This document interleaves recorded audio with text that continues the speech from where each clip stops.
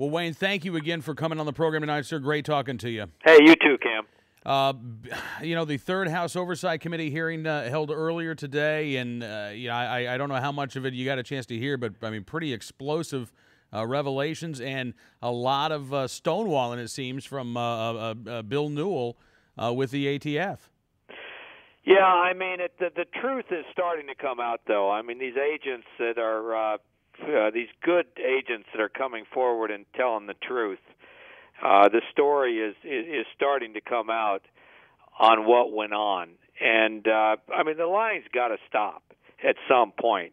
And thank goodness there are agents down the line that have had enough and are doing everything they can to get the truth out. I was struck by how forceful a lot of these agents were that were testifying. I mean, where they talked about the fact that the Justice Department let these guns go into the worst of the worst criminals in the Western Hemisphere.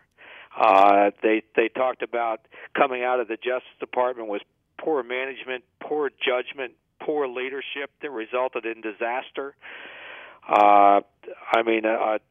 Another former ATF agent presented that whole list of questions that needed to be answered, like, who presented the operation, what was the objective, why did they do it, why did they let thousands of guns go over the border, why did the leadership in Washington fail to exercise any oversight, why were their counterparts in Mexico kept in the dark.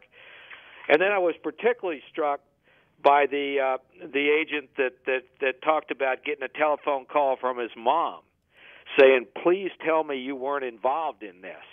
And then he went on to say she may not know much about law enforcement, but she knows right from wrong. Absolutely. And clearly, either the people who planned this, organized it, and continued it, one of the things I thought was interesting was that they knew these guns were ending up in Mexico as early as late 2009, and yet they let this program go on and on and on and on. Either those folks didn't know right from wrong or they just ignored it. Yeah, I mean, what this is an example of, honestly, is the Department of Justice and ATF, our premier supposed law enforcement agency in the United States, literally coming apart at the seams is what's going on here. I mean, my gosh, you talk about corruption. I mean, here you have law enforcement supposed to enforce the law, not break the law, and yet you had our premier law enforcement agency in the United States letting thousands and thousands of guns go, as these agents said, to the worst people in the Western Hemisphere that they knew if they were going to do harm. These people were. And then they were running a public relations campaign to manipulate public opinion. At the same time, the Department of Justice and ATF were ruining the reputations of good, honest, decent dealers who didn't want to make these sales, and yet they ordered them to make them out of Washington, D.C., and they let the Washington Post write story after story condemning these dealers. They probably even leaked the information to them when they were the ones that ordered the dealers to make the sale. And then the fourth thing is, when it started all to come out, you have this massive cover-up operation being undertaken by the Department of Justice that you got to assume the White House was okay with. Absolutely, and again, the White House hasn't said a word. That's amazing to me, Wayne. I mean, you just look at the facts of this case, and if you weren't aware that this was going on, wouldn't you be furious? Why hasn't the president said anything other than, well, there's an investigation going on, and I can't really talk about it? Well, I mean, you've got to assume that they're part of the cover-up.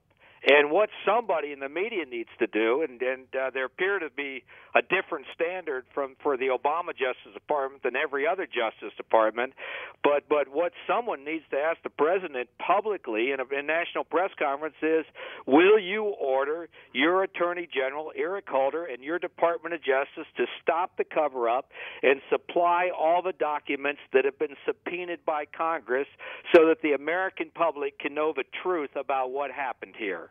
Absolutely. I mean, my gosh! Instead, what we get is mumbling about eggs and omelets, and in order to make an omelet, you got to smash a few eggs. And I mean, who are the eggs? They're innocent human beings.